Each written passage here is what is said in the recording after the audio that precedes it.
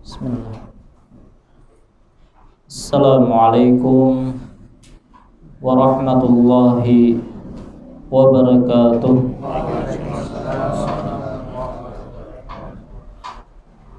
Innal hamdalillah hamdan katsiran thayyiban mubarakan fihi kama yuhibbu rabbuna wa yardah. Wa ashhadu an la ilaha illallah wahdahu la syarika lah wa ashhadu anna Muhammadan abduhu wa rasuluh. Allahumma salli wa sallim wa barik ala nabiyyina wa habibina Muhammadin wa ala alihi wa ashabihi wa man tabi'ahum bi ihsanin ila yaumiddin. Amma ba'd, fa ya ibadallah, kaum muslimin wal muslimat, keluarga seberataan rahimani Allahu wa iyyakum.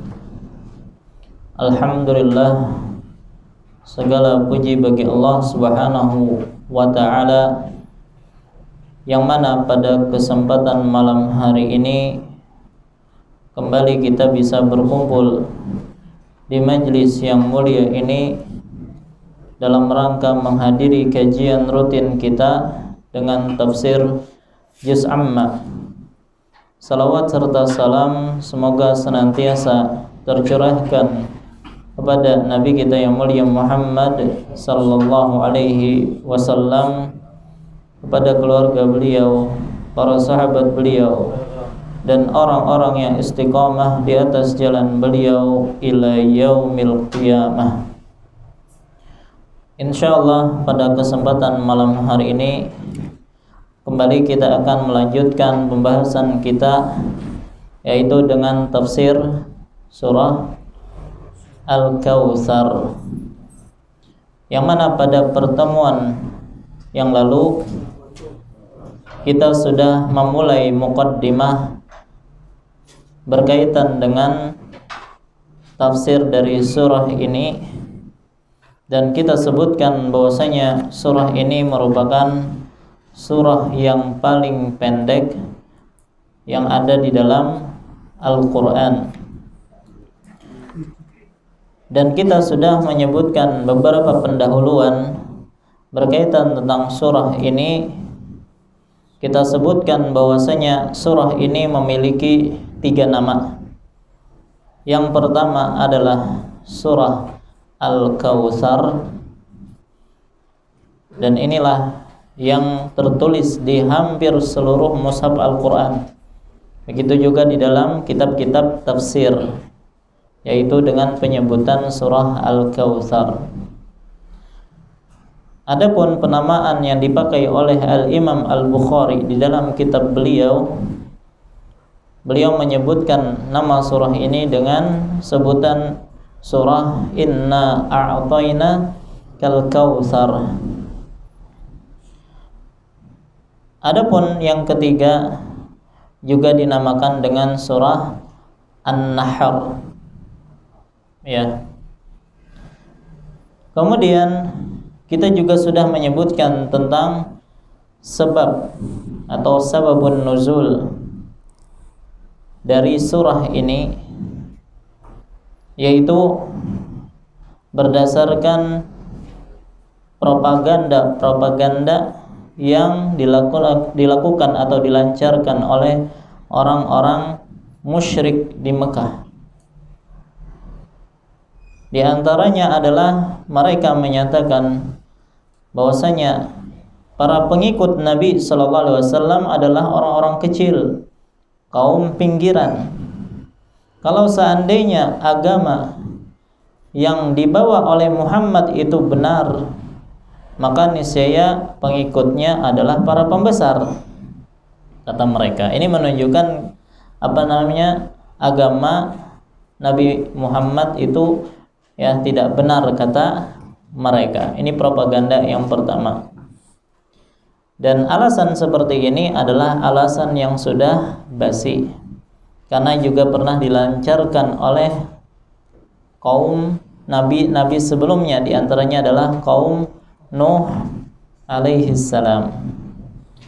Kemudian propaganda yang lain, mereka ketika melihat putra Nabi sallallahu alaihi wasallam yang jumlahnya 3 orang, ya, laki-lakinya, yaitu siapa kemarin?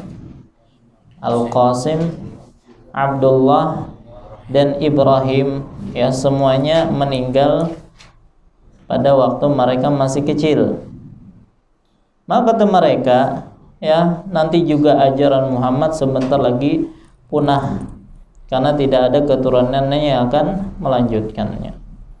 Ya, maka ini lancar propaganda yang kedua yang mereka lancarkan.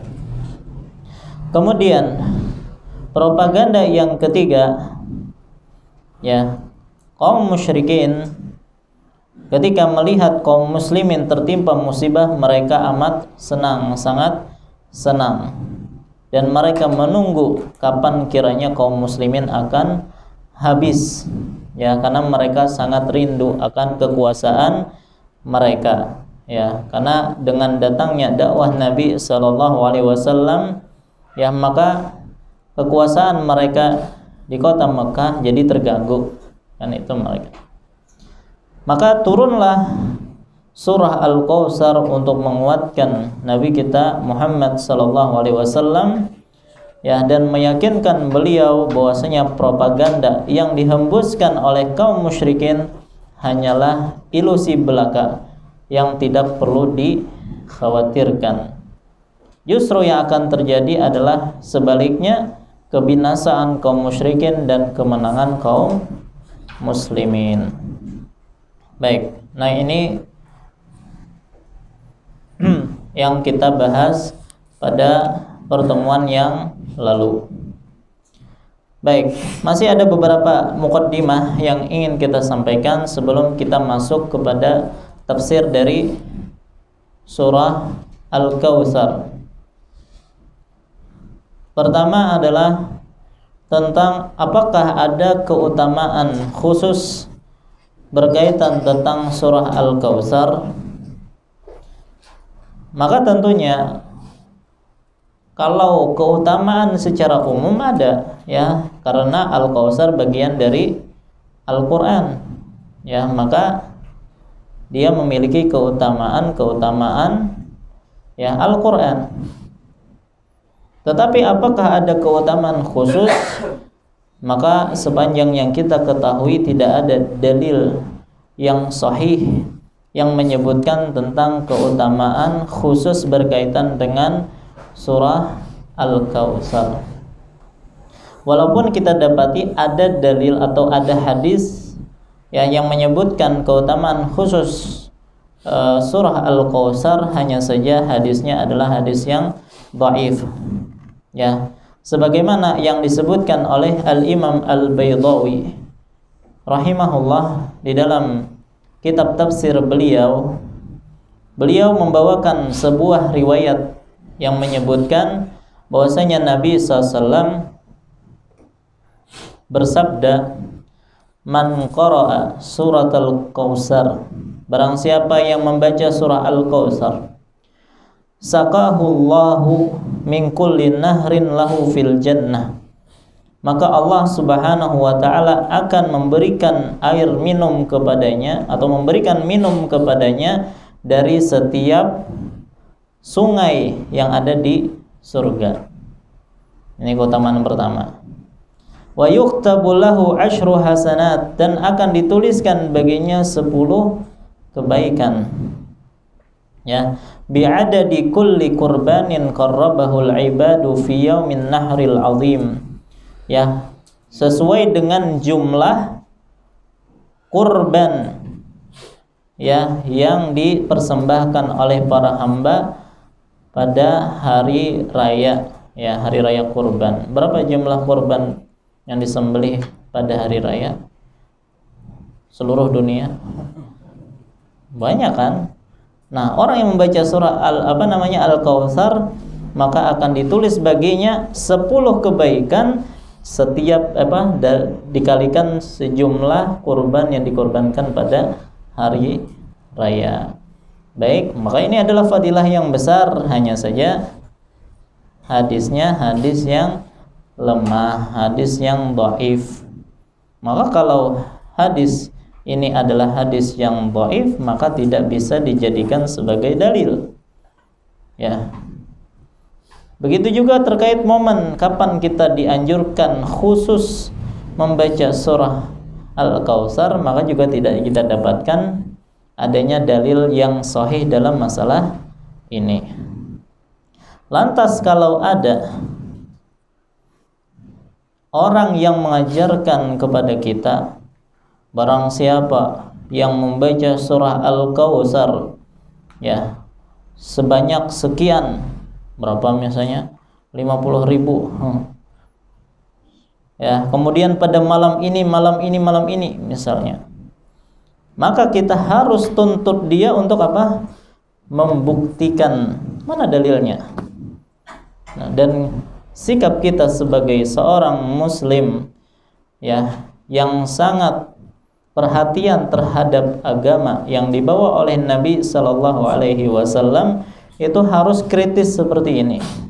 Jangan setiap amalan datang kepada kita, kita terima, kita takgub, kita amalkan. Oh, barang siapa yang baca ini akan dapat ini, diamalkan langsung tanpa mencek ya apakah ini benar-benar datangnya dari Nabi atau kada. Dan ini banyak sekali di zaman sekarang.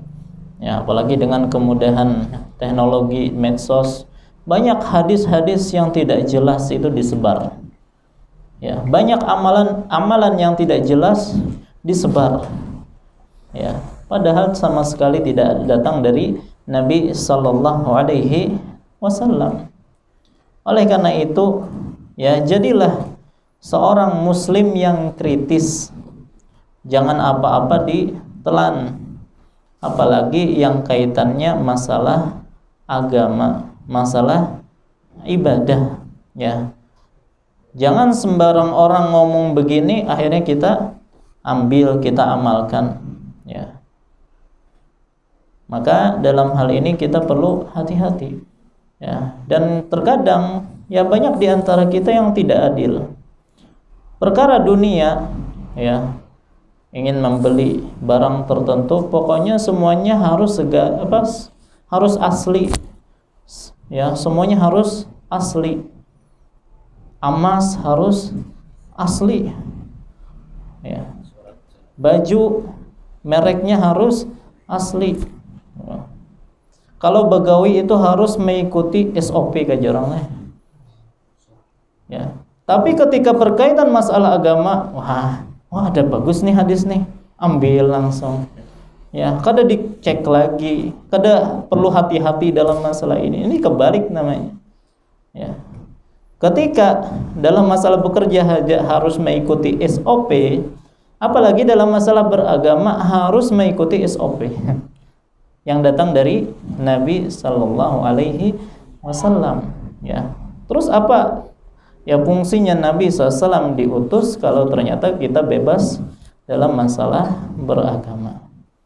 Ya, maka ya itulah ya kondisi di zaman sekarang. Ya, banyak di antara orang dalam masalah beragama itu tidak hati-hati, tidak teliti. Ya, maka ya kita harus mulai dari diri kita pribadi, jangan mudah-mudahan berkaitan masalah agama. Kita harus hati-hati terkait masalah agama, karena ini yang akan membawa kebahagiaan atau kesengsaraan kita di akhirat kelak. Baik. Nah, itu ya tentang masalah keutamaan khusus ataupun momen khusus pembacaan surah Al-Kautsar, dan tidak ada hadis yang sahih berkaitan tentang masalah itu, wallahu a'lam. Kemudian surah Al-Kautsar apakah Makkiyah atau Madaniyah? Para ulama berbeda pendapat dalam masalah ini. Sebagian mereka ada yang mengatakan Makkiyah, dan sebagian mereka ada yang mengatakan Madaniyah. Kembali kita ulang apa yang dimaksud dengan Makkiyah dan Madaniyah. Ya, Makkiyah adalah ayat atau surah yang turun sebelum Nabi SAW berhijrah. Sementara Madaniyah adalah ayat atau surah yang turun kepada Nabi SAW setelah Nabi berhijrah. Baik, adapun jumlah ayat dalam surah Al-Kautsar tidak ada perselisihan di kalangan para ulama bahwa jumlahnya ada 3 ayat. Baik, nah inilah muqaddimah berkaitan dengan tafsir surah Al-Kautsar. Berarti sekarang kita akan memasuki inti pembahasan kita, yaitu langsung ke pembahasan tafsir dari surah Al-Kautsar.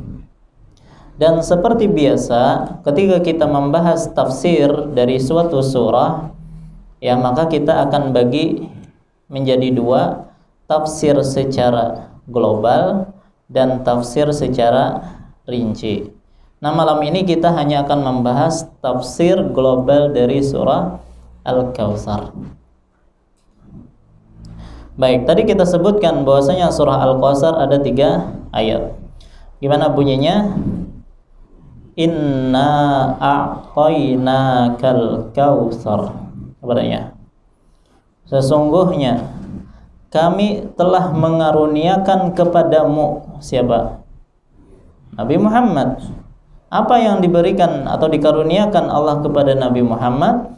Al-Kautsar. Nah, nanti kita akan jelaskan apa yang dimaksud dengan Al-Kautsar. Fasholli li rabbika wanhar. Maka laksanakanlah salat karena Tuhanmu dan sembelihlah, artinya berkurbanlah. Inna syani'aka huwal abtar. Sesungguhnya orang yang membencimu dialah yang terputus dari rahmat Allah. Baik, maka surat ini secara global merupakan peringatan dari Allah Subhanahu wa taala kepada nabinya Muhammad sallallahu alaihi wasallam bahwa Allah telah mengaruniakan nikmat yang sangat banyak kepada beliau. Ulangi, secara global Allah memberikan peringatan kepada nabinya bahwasanya Allah telah mengaruniakan nikmat yang sangat besar kepada beliau. Inna a'tainakal kautsar. Ingatlah wahai Muhammad, kami telah mengaruniakan kepadamu Al-Kautsar. Secara bahasa artinya nikmat yang banyak. Ya, nanti untuk rincian ini ya kita sampaikan pada pertemuan yang akan datang insyaallah. Maka ini peringatan dari Allah mengingatkan Nabi kita Muhammad, wahai Muhammad, sesungguhnya kami telah mengaruniakan kepadamu nikmat yang sangat banyak. Maka syukurilah nikmat tersebut. Dengan apa? Fasholli li rabbika wanhar. Maka syukurilah nikmat tersebut dengan beribadah. Di antara ibadah yang paling menonjol di sini adalah 2. Apa itu? Salat dan kurban. Salat dan kurban. Ya. Nah, setelah itu Nabi kita sallallahu alaihi wasallam diwanti-wanti oleh Allah Subhanahu wa taala, inna syani'aka wal abtar. Sesungguhnya orang yang membencimu adalah orang yang terputus dari rahmat Allah. Baik, kalau pian baca makna dari 3 ayat ini mungkin agak aneh.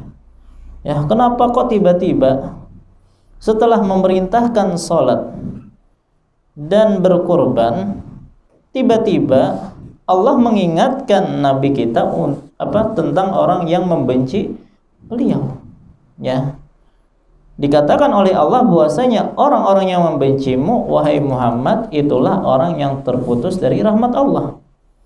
Kenapa kok tiba-tiba berpindah pembahasan gitu ya? Apa ya kira-kira? Jawabannya, karena orang yang istiqomah dalam beribadah kepada Allah mesti ada apanya? Nah, pasti ada tantangannya, ujiannya, dan ada orang yang membencinya. Ya. Orang yang istiqomah di atas agama itu mau tidak mau pasti akan ada yang membencinya. Ada hatersnya, jadi orang lain inilah. Makanya kan kalau ada orang jujur, misalnya di kantor, ya, ada orang jujur, bagaimana tanggapan para karyawan biasanya?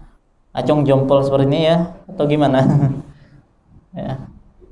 Apalagi ketika semua karyawan di situ melakukan korupsi secara berjamaah. Lain sholat aja lah yang berjamaah, ternyata ada juga korupsi yang berjamaah. Ternyata ada satu orang yang kada hakun, ya kada setuju, jujur. Kira-kira gimana nasib orang ini? Wah, akan dibenci ya sakantoran. Maka diingatkan oleh Allah Subhanahu wa taala, manakala engkau istiqomah bersyukur kepada Allah dengan cara ibadah, maka ketahuilah pasti akan ada orang-orang yang akan membencimu. Ya. Tapi tidak usah takut wahai Muhammad, inna syani'aka wal abtar. Tapi tidak usah takut wahai Muhammad, sesungguhnya orang yang membencimu, mereka itulah yang akan terputus dari apa? Dari rahmat Allah. Baik, nah inilah kandungan global dari surah Al-Kautsar. Habis berarti pembahasannya leh. Tafsir rincinya minggu depan nih. Ya, berarti sampai kajiannya atau gimana nih? Baik. Nah, jadi sekarang kita ingin menjelaskan atau menyebutkan bagaimana sih aplikasi surat ini dalam kehidupan sehari-hari kita. Ya, bagaimana kita mengaplikasikan, mempraktekkan surah ini dalam kehidupan sehari-hari kita. Ya, bagaimana kita mengamalkan, istilahnya mengamalkan surah ini dalam kehidupan sehari-hari kita. Ya. Baik, tadi kan kandungan globalnya gimana sih? Pertama, Nabi kita diingatkan bahwasanya nikmat Allah kepada beliau itu sangat banyak. Nikmat tersebut konsekuensinya harus apa? Harus disyukuri. Bagaimana cara bersyukurnya? Itu dengan beribadah kepada Allah. Setelah itu diingatkan orang yang istiqomah di atas jalan Allah itu pasti ada apanya? Ada ujiannya, ada tantangannya. Tapi tidak perlu merasa khawatir, karena orang-orang yang membencimu wahai Muhammad, merekalah yang akan terputus dari kasih sayang Allah Subhanahu wa taala. Nah, bagaimana mengaplikasikan makna-makna ini dalam kehidupan sehari-hari kita? Baik, aplikasi yang pertama. Ya, pertama kita harus berusaha mengingat sebagaimana Nabi kita mengingat akan nikmat Allah yang sangat banyak. Jadi aplikasi pertama, kita harus menyadari, harus mengingat sebagaimana Nabi juga mengingat akan nikmat Allah yang sangat banyak. Inna a'tayna kal kautsar. Sesungguhnya kami telah memberikan kepadamu nikmat yang banyak. Ya. Kan kita kalau terkait masalah nikmat, yang dituntut bagi kita untuk apa? Bersyukur, gitu kan? Nah, sebelum kita bersyukur, kita harus sadar bahwasanya nikmat yang Allah berikan itu banyak. Karena apa? Karena orang yang tidak sadar bahwa ya Allah telah memberikan begitu banyak nikmat kepada kita, maka dia tidak akan pernah bersyukur kalau dia sendiri tidak sadar kalau dia sedang memperoleh banyak nikmat. Makanya Al-Imam Ibnul Qayyim rahimahullah menjelaskan, mensyukuri suatu nikmat itu hakikatnya perlu melalui 5 tahapan. Ulangi. Kata Imam Ibnul Qayyim, beliau menjelaskan mensyukuri satu nikmat itu hakikatnya perlu 5 tahapan.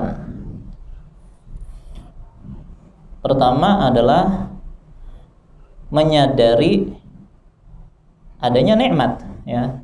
Menyadari adanya nikmat. Itu pertama. Yang kedua, mengenal sang pemberi nikmat, yaitu siapa? Allah Subhanahu wa taala. Mengenal sang pemberi nikmat. Yang ketiga, tidak mengingkari nikmat tersebut, tidak mengingkari nikmat tersebut. Ya, menyadari adanya nikmat, mengenal sang pemberi nikmat, tidak mengingkari nikmat tersebut. Yang keempat,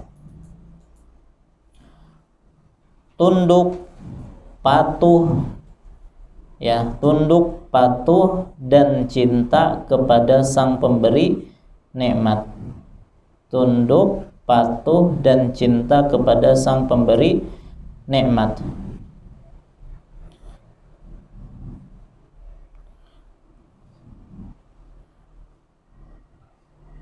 Dan yang kelima adalah mempergunakan nikmat tersebut sesuai yang disukai oleh Allah, mempergunakan karunia tersebut sesuai yang disukai oleh Allah, ya, diridhoi oleh Allah sang pemberi nikmat. Mempergunakan karunia tersebut sesuai yang disukai oleh Allah.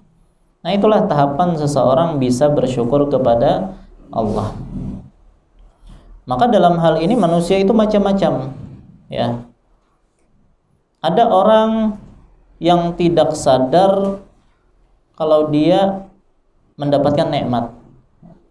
Ada enggak orang yang tidak sadar kalau dia sedang mendapatkan nikmat? Nanti kita akan jelaskan. Ya, bisa jadi di antara mereka adalah kita. Baik. Maka kalau ada yang seperti ini, jelas dia tidak bersyukur, tidak dianggap sebagai orang yang bersyukur. Ada juga orang yang sadar dia banyak nikmatnya nih, tapi dia tidak tahu siapa yang memberikan nikmat tersebut, ya, atau tidak sadar siapa yang memberikan nikmat tersebut. Ini juga bukan orang yang bersyukur. Ada juga orang yang sadar dia punya nikmat dan dia tahu siapa yang memberikan nikmat tersebut, tapi dia tidak mau mengakuinya. Ya, mungkin secara akalnya, secara lisannya dia tahu, dia akui, tapi hatinya tidak mau mengakui nikmat tersebut. Ya. Ada juga yang seperti itu. Atau ada juga orang yang sadar dia banyak nikmat. Dia juga tahu siapa yang memberi nikmat tersebut. Dia juga mengakui bahwasanya yang memberi nikmat adalah Allah. Cuman dia tidak tunduk pada syariat Allah. Maka ini juga bukan orang yang bersyukur. Nah, yang bersyukur kapan? Orang yang sadar bahwasanya nikmat yang ia dapatkan itu banyak, dan dia juga tahu bahwa yang memberikan nikmat itu adalah Allah. Kemudian dia tidak mengingkari nikmat tersebut, lalu dia pun tunduk kepada ajaran Allah dan menggunakan nikmat tersebut sesuai dengan yang diridhoi oleh Allah. Artinya dia menyempurnakan seluruh syarat bersyukur yang kita sebutkan tadi. Nah, itulah yang disebut sebagai orang yang bersyukur. Baik. Kira-kira kita nih yang nomor berapa tadi? Ya, jangan-jangan yang pertama nih, kada tahu kalau kita banyak nikmat ya. Kadang pindah-pindah Ustadz, ya kadang nomor 4, kadang nomor 1 gitu kan. Kalau sampai nomor 1 itu parah, ya tidak sadar bahwasanya kita dapat banyak nikmat ya. Tapi memang betul banyak di antara kita tidak sadar akan banyaknya nikmat yang Allah berikan kepada kita.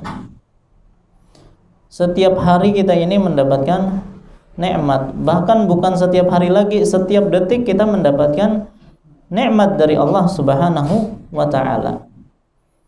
Ya, tapi kita kadang merasa ya tidak mendapatkan nikmat. Ya. Dan nikmat tersebut baru terasa kapan? Kalau nikmat tersebut sudah dicabut oleh Allah Subhanahu wa taala. Kapan kita merasa nafas kita ini mahal? Ya, kita bisa bernafas ini mahal ketika sudah kena asma. Sudah asma baru sadar, wah. Sekarang untuk oksigen itu berapa setabungnya dah? Larang kalau tuh? Kapan kita merasa mahalnya nikmat sehat? Kalau sudah garing, sudah sakit. Kapan kita merasa mahalnya nikmat gigi yang sehat gitu ya? Kalau sudah sakit, sudah ompong, sudah sakit gigi. Nah, itulah kita ya, banyak di antara kita yang lupa bahwasanya nikmat yang Allah berikan kepada kita sangat banyak. Ya, baik nikmat tersebut yang terlihat maupun yang tidak terlihat. Contoh yang tidak terlihat apa? Ya, yang di dalam tubuh kita kan. Contohnya ginjal. Nah, contohnya ginjal. Ya. Ginjal itu nikmat yang luar biasa. Orang sadar bahwasanya dia mendapatkan nikmat berupa ginjal itu kapan? Sadar bahwasanya ginjal itu berharga kapan? Nah, kalau sudah diponis oleh dokter harus cuci darah. Ya, gagal ginjal jarang leh. Nah, ginjal itu apa sekarang fungsinya? Memfilter racun-racun leh. Ya. Kan makanan-makanan yang kita makan itu kadang tidak bebas dari racun. Ya, dan racun-racun itu harus difilter. Ya, supaya darah itu tetap bersih gitu kan. Kalau racun itu semakin menumpuk tanpa difilter, ya maka seorang lama-lama bisa rahimahullah ya, bisa mati.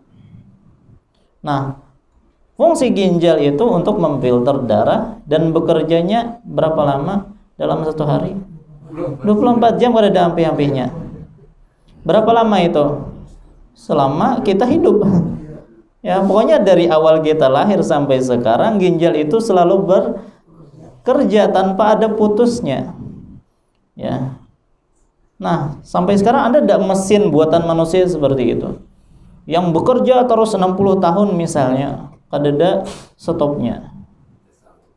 Ada yang sanggupnya kan? Secanggih apapun mesin buatan manusia itu tidak ada yang bisa mengalahkan canggihnya mesin buatan Allah. Mesin buatan Allah itu kaitan nih kan, ginjal itu paling kayak genggam leh. Ya. Dan itu senantiasa bekerja. Ya, itu hanya ginjal sebuting. Belum lagi jantung. Nah, coba jantung kada bekerja berapa? 1 menit ya. Ya, sudah ganti gelar orangnya itu ya, rahimahullah, almarhum jar kita lah. Ya. Belum lagi paru-parunya, hati, otak dan lain-lain. Ya, maka syukuri alhamdulillah kalau ternyata organ tubuh kita nggak ada yang kurang, semuanya sehat. Ya, tapi itulah banyak di antara kita yang kita sadar bahwa kita itu mendapatkan banyak nikmat. Makanya diceritakan ada seorang miskin, ya, seorang yang miskin datang kepada seorang ulama yang bernama Yunus bin Ubay. Ya, ada ulama bernama Yunus bin Ubay, ya. Jadi didatangi oleh seorang miskin. Yang mana orang miskin ini mengeluh. Ya. Wahai ya, muallim ya mungkin ya.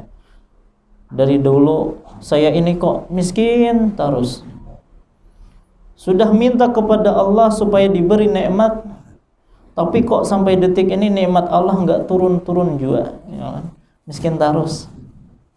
Nah, pemikiran seperti ini muncul karena dia merasa bahwasanya yang namanya nikmat itu hanya berupa materi, duit, kan gitu.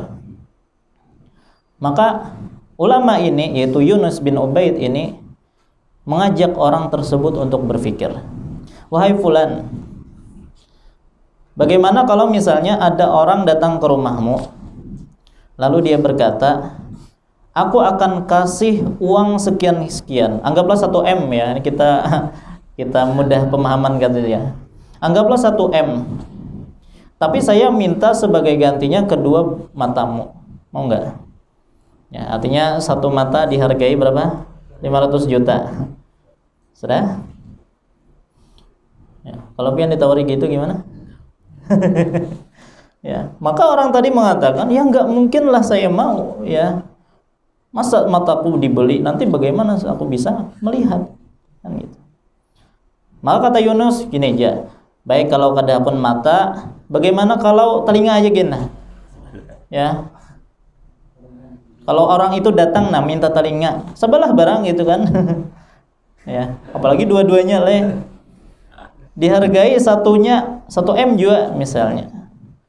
Maka apa kata orang tadi? Ya kadapun juga tetap. Baik, ayo dah kadapun mata parai, telinga parai. Ya, tangan aja kayak Pak. Ya, mungkin orang ini kecelakaan perlu tangan ya. Bagaimana? Mau enggak? 1 M juga misalnya. Maka kata orang tadi, enggak mau. Yang lain bilang, enggak mau pokoknya. Ya. Semuanya ditawarkan ya, tidak ada yang mau. Ya masing-masing 1 M ya tetap tidak mau. Maka kata Yunus bin Ubaid, Masya Allah, orang yang kaya seperti kamu kok bilangnya miskin. Ya. Kamu itu miliarder lah istilahnya kan gitu. Kok bisa? Ya tadi mata, telinga, mulut, tangan, kaki. Kalau dikumpulkan engkau itu bukan hanya jutawan ya, tapi miliarder. Ya. Jadi Yunus bin Ubaid di sini mengingatkan kepada orang miskin tadi bahwa nikmat Allah itu bukan hanya harta. Kesehatan juga nikmat Allah. Istri juga nikmat Allah. Anak juga nikmat Allah. Betapa banyak orang yang sudah menikah bahkan bertahun-tahun ya, bahkan sudah ganti pasangan, tetap saja belum dikasih oleh Allah. Belum lagi rumah yang engkau tinggali, bukankah itu nikmat? Mata yang engkau miliki. Ya, coba kalau kita menyadari betapa besarnya nikmat mata.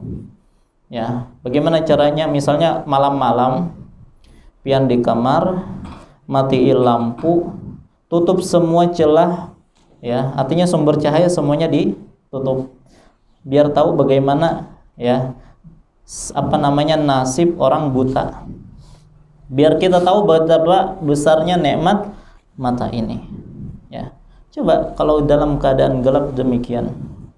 Orang yang di depan saja kita tidak bisa lihat, ya. Apapun di depan kita tabrak. Ya. Nah, kita bayangkan begitulah orang yang buta yang tidak bisa melihat. Ya, dia tidak bisa melihat bagaimana terangnya lampu. Dia tidak bisa melihat bagaimana hijaunya pohon. Dia tidak bisa melihat bagaimana lucunya anak. Dia tidak bisa melihat bagaimana cantik istrinya misalnya. Dan dia tidak pernah melihat keindahan-keindahan dunia. Dan kita bisa melihat semua itu. Itu keadaan orang buta. Belum lagi orang yang tuli misalnya, orang yang bisu, ya. Hal tersebut kalau kita renungkan, maka kita akan sadar betapa banyak nikmat yang Allah berikan kepada kita. Makanya tidak heran Allah Subhanahu wa taala berfirman, "Wa in ta'uddu ni'matallahi la tuhsuha." Kalau seandainya kalian berusaha untuk menghitung nikmat yang Allah berikan, niscaya kalian tidak akan mampu untuk menghitungnya. Surah An-Nahl ayat 18. Baik, nah inilah ya poin yang pertama. Jadi aplikasinya, kalau kita ingin mengaplikasikan surah ini dalam kehidupan kita, pertama berusahalah untuk menyadari tentang banyaknya nikmat yang Allah berikan kepada kita. Setelah kita sadar bahwasanya nikmat Allah itu sangat banyak, maka poin yang kedua adalah apa? Syukuri nikmat tersebut. Dengan cara apa? Beribadah sebaik-baiknya kepada Allah. Nah, jadi aplikasi yang kedua dari surah ini, setelah kita sadar nikmat yang Allah berikan kepada kita itu sangat banyak, maka syukurilah nikmat tersebut dengan cara beribadah sebaik-baiknya kepada Allah. Dan ini adalah tingkatan syukur yang paling tinggi. Ya. Karena yang namanya syukur itu kan ada syukur dengan hatinya, syukur dengan lisannya, dan syukur dengan anggota badannya, yaitu dengan amalannya, dengan praktek anggota badannya. Dan inilah yang paling berat ya dalam tingkatan syukur, dan yang paling tinggi nilainya. Makanya Allah Subhanahu wa taala berfirman dalam Al-Qur'an, "I'malu ala Daud syukra." Dalam surah Saba ayat 13, "Wahai keluarga Daud, bersyukurlah kalian dengan amalan." Bersyukurlah kalian dengan amalan, yaitu praktek anggota badan. Ya. "Wa qalilum min ibadiyasy syakur." Dan sangat sedikit di antara hambaku yang mau bersyukur. Jadi dalam ayat ini As-Saba ayat surah Saba ayat 13, Allah menjelaskan bahwa di antara para manusia yang bersyukur itu sangat sedikit. Tapi syukur jenis apa maksudnya? Kalau syukur hanya ucapan alhamdulillah dengan lisan, maka banyak orang yang bisa. Tapi yang lebih berat itu apa? Ya, adalah bersyukur dengan amalan, dengan praktek. Ya. Dan ini adalah tingkatan syukur yang paling tinggi, dan ini sedikit orang yang melakukannya. Ya, makanya Allah berfirman tadi, "Fashalli li rabbika." Syukurlah pertama dengan cara salat. Jadi manakala kita mendapatkan karunia Allah berupa harta yang banyak misalnya, tapi kok kenapa malah karunia tersebut dibalas dengan apa? Dengan melalaikan sholat. Banyak ada orang yang seperti itu. Banyak. Ya, sebagian orang saking banyak duitnya, ya ngitung terus apalagi yang dihitung recehan misalnya, ya nggak cukup waktu menghitung duit itu. Nah, sampai datang waktu sholat bablas, ya ditinggalkan sholat itu hanya untuk menghitung duit. Ya, saking sibuknya menghitung penghasilan setiap hari sampai begadang, sampai lembur. Akhirnya apa yang terjadi? Subuhnya melayur, ya. Akhirnya subuhnya digabung dengan sholat duha. Jadi subha ngarannya subuh, duha gitu lah. Ya. Makanya akhirnya ada timbul kisah, ya sholat duha pakai kunut, ya. Kayak apa kisahnya? Sholat duha pakai kunut. Ya, soalnya mengqada subuh. Nah, itulah kondisi sebagian orang. Demi untuk mengejar lemburan tadi, karunia yang Allah sudah berikan kepada dia justru dibalas, ya, karunia tersebut dengan melalaikan sholat. Begitu pula ada yang diberi karunia oleh Allah berupa kekayaan yang besar, buat korban saja dia tidak pernah mau. Ya, padahal Allah tadi berfirman, "Fashalli li rabbika wanhar, sembelih salatlah untuk Rabbmu dan sembelihlah. Nah, jadi aplikasi yang kedua dari surah ini, setelah kita menyadari nikmat Allah, maka yang kedua yang harus kita lakukan adalah mensyukurinya. Bagaimana caranya? Ya, cara bersyukur yang paling tinggi adalah dengan cara beribadah. Aplikasi yang ketiga. Aplikasi yang ketiga, ingatlah orang yang istiqomah di jalan Allah pasti akan ada apanya tadi? Tantangannya. Pasti akan ada cobaannya. Ya, bahkan yang namanya tantangan dan cobaan itu merupakan syarat mutlak bagi mereka yang ingin masuk surga.